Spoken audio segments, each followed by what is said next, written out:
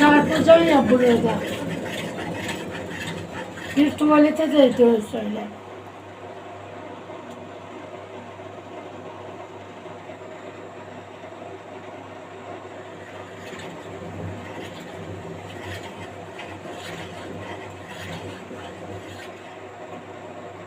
Şu an niye böyle oluyor bu? Hani böyle...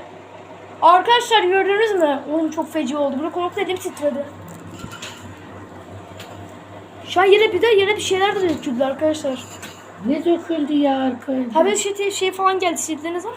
Neyse bir şey olmaz. Ne geldi? Tamam ya.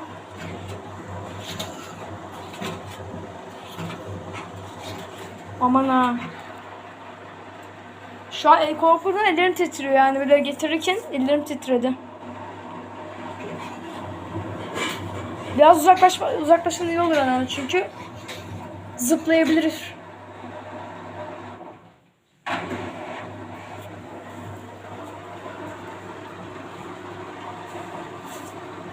Çamaşır makinesi arıza yaptı arkadaşlar. Yani böyle sallanıyor böyle şık olurken.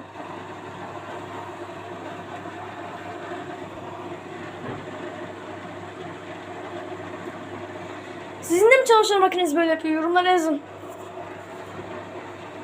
Bir de ses çıkartıyor böyle çık çık çık çık. Kazanı mı zıp? Yayları. Onun yaylarında bir sıkıntı var. Evet. Aç bakalım. Ay çok sağlıcak sana. Burada yerinden de çıkmış. Çıkarttım. Hadi görüşürüz.